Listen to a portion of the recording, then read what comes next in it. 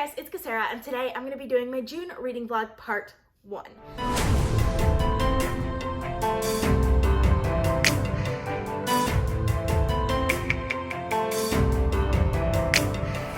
I did not do a very good job of getting back into the swing of things. I'm hoping with June we can get over that. So hopefully I can get back to booktube more. The first time around I didn't post that many videos because I was reading too much. The second time around it was because I wasn't reading enough. Yeah, I didn't really have that much to talk about. But I think I'm getting back into reading a little bit more, so maybe I can at least post a few videos. We'll see. I haven't decided. My big issue wasn't so much the actual filming of videos though, it was more the editing side because it takes a really long time and it's not the fun part of YouTube. Let's just put it that way. I'm sorry guys, but hopefully, like I said, I can get a little bit more back into it. So it is Sunday, January 6th, and we're gonna start out as always with the books that I'm currently reading. So the first book that I'm currently reading, I'm actually almost done with, and that's One Last Stop by Casey McKiston. So this is my Diversathon Readathon pick for the month of June, which is read a book with an LGBTQ main character, and this is a lesbian romance. I decided to pick this one up, one, because I love Casey McKiston, and I really liked her last book, Red, White, and Royal Blue, and I didn't know anything about One Last Stop, except that it was a lesbian romance, which I feel like should make me want to pick it up. I don't know. I don't pick up very many lesbian romances, so it was a little bit out of my comfort zone, but I was like, Casey McKiston's an author that I already know writes books that I like, or at least who wrote one book that I like. This book was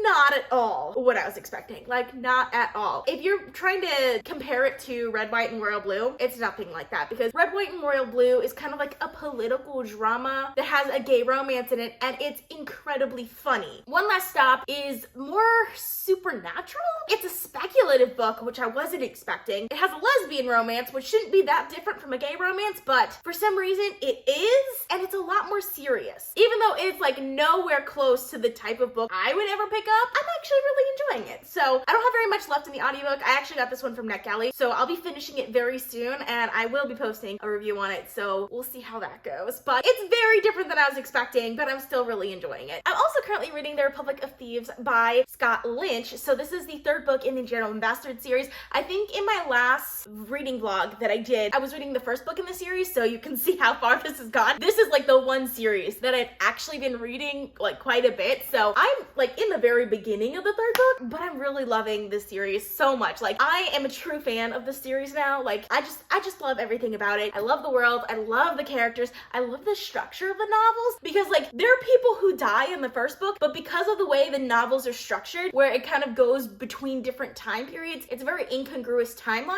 You can get these characters in later books. Like, I remember in the middle of the second book in this series, these two characters popped up and I was like, you guys died in the first novel. I'm so happy you're back. And it was just like the best thing. And so I love the way that it's written, because even though we have characters that we absolutely love that are no longer in like the main plot of the story, because we get these interludes to the past, you still get to see these characters, you still get to love these characters, and I just love that. The second book, I think I was getting kind of into a lull. Like, I definitely liked the first book more than the second book, but then the end of the second book made me really, really excited, and just made me love the characters even more than I did before. And so I'm really excited for this. We got kind of past the ending of the second book already in the part that I'm in the third book, but at the same time, like, it threw them into the plot of the third book, and I'm really intrigued with where it's going, so we'll see. I do think these books tend to have a very similar, I don't know, plot structure. Like, I feel like there's a similarity to them that I don't fully love, but at the same time, I kind of really like it too. I don't know how to explain it for people who have not read these books. Like, it's kind of hard to explain. I do think I will read this one very, very slowly, because that's how I read the last two, and that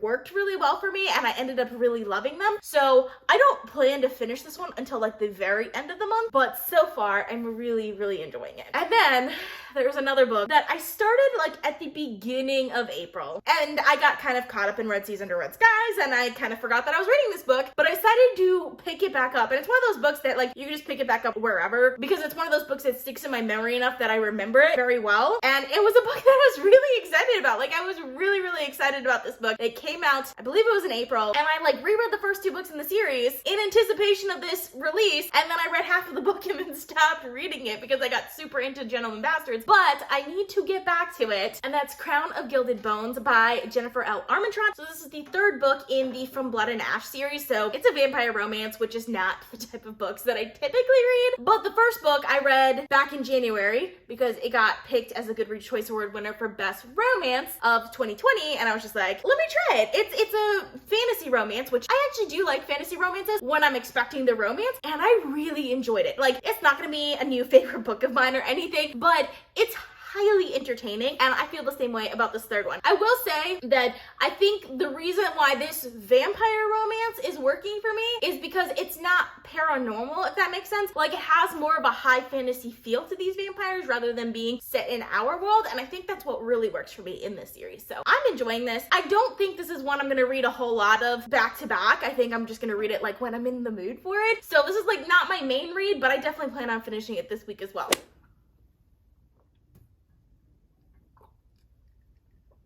So it is Monday, June 7th, and I ended up finishing One Last Stop by Casey McKeston. I don't know what it is about this book. I really liked the writing. Like, the writing worked for me. The actual story didn't fully work for me. I feel like I didn't love the characters as much as I was looking to, and I feel like there was humor there that I just wasn't getting. Like, her previous book, Red, White, and Royal Blue, I was literally laughing out loud to, which like never happens when I'm reading. Like, I never get like that into the humor in a book. And in this one, I don't know.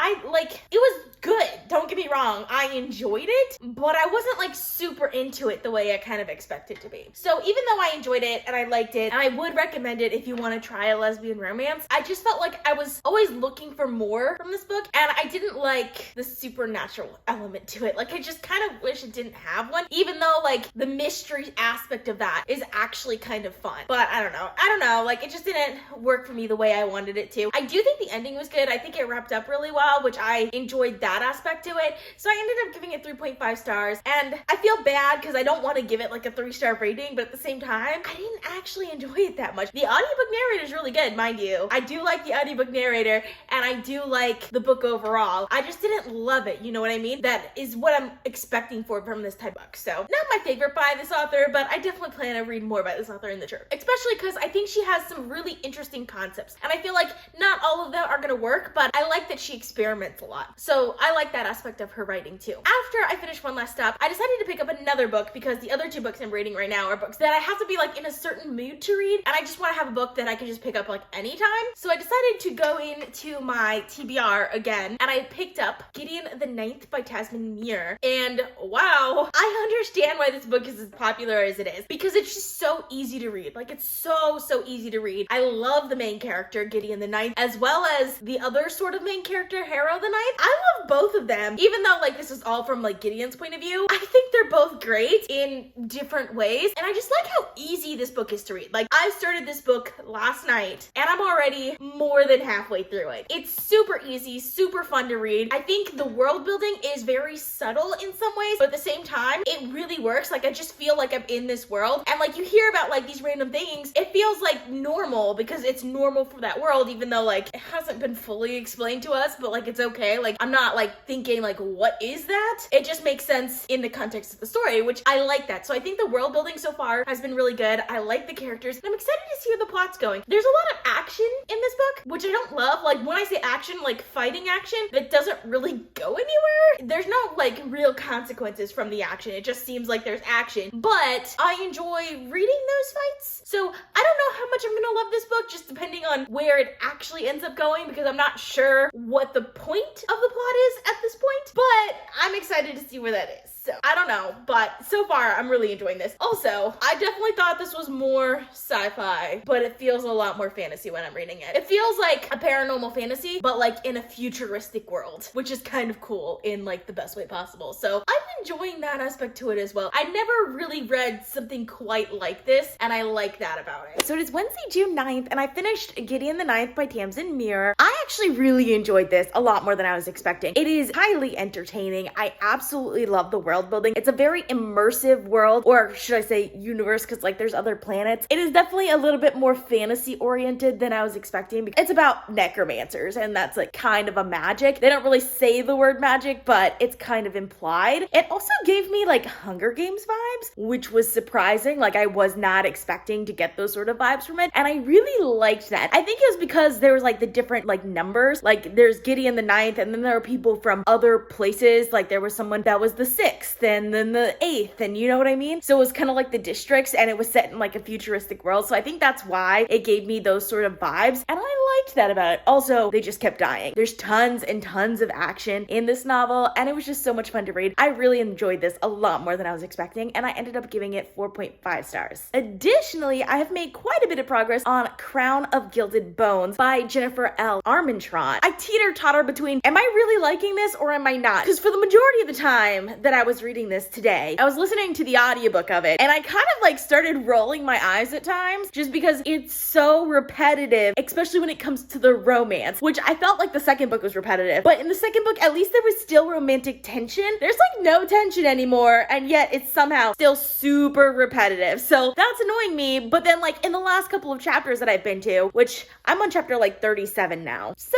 I'm right about there. So very close to the end. I got about a third of the book left. And it's starting to get super interesting again, like plot-wise, and less repetitive. So I don't know. I'm interested in it right now, but like 2 chapters ago, I was literally rolling my eyes because these people can't stop saying how much they're in love with each other. I haven't decided how I'm gonna feel about this. I think it'll greatly depend on how the ending is, but this is definitely a series that if you like romance, you're gonna love this. If you don't like romance, don't recommend it all, even though there is a good fantasy plot to it as well. So it is Friday, June 11th, and I just finished Crown of Gilded Bones by Jennifer L. Armentrout. This is one of those books that I don't know what to rate it. I have no idea, because like I said last time, there were parts of this book that I was just literally rolling my eyes at. I kind of understand why she went a little bit overboard on that side of it just because of what happens. Like I understand where she's going with this, but I'm not super happy with that. On the other hand, I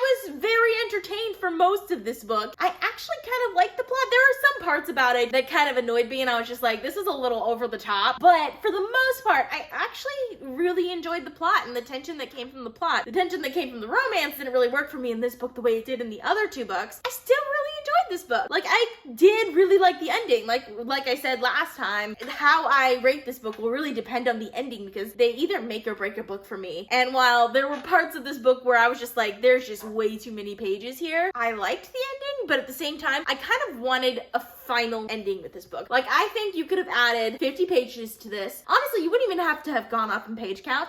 Just like take off 200 pages from the middle of just nothingness and added like 100 pages to the end and get a really solid ending to the trilogy, and I would have been overjoyed, and I would have loved this trilogy and reread it over and over again. But because they're extending the series, they didn't do that, so it ended on a little bit of a cliffhanger almost. I hate cliffhanger endings, by the way. Absolutely hate cliffhanger endings. I did not like this one because it just makes me want to read the next book, and I'm just like, I wasn't even enjoying this book that much, but now I really want to read the next book, which is just kind of stupid. But yeah, I'm probably gonna end up reading the next book when it comes out. Either way, it's highly entertaining, so I can't give it anything less than 3 stars because of how entertaining it is. I can't give any book that I literally roll my eyes at 4 stars and above, so 3.5 stars? Let's go with that. I've also made significant progress on The Republic of Thieves by Scott Lynch. This is the 3rd book in the Gentleman Bastard series, and I'm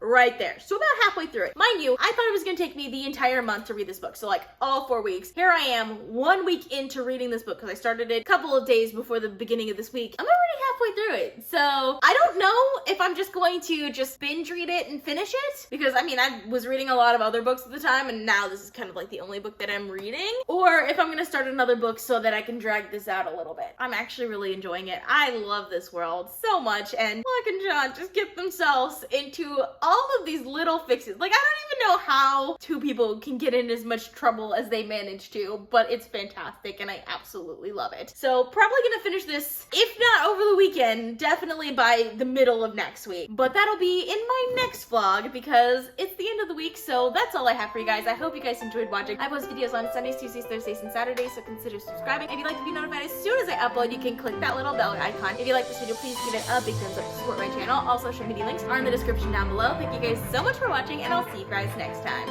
Bye!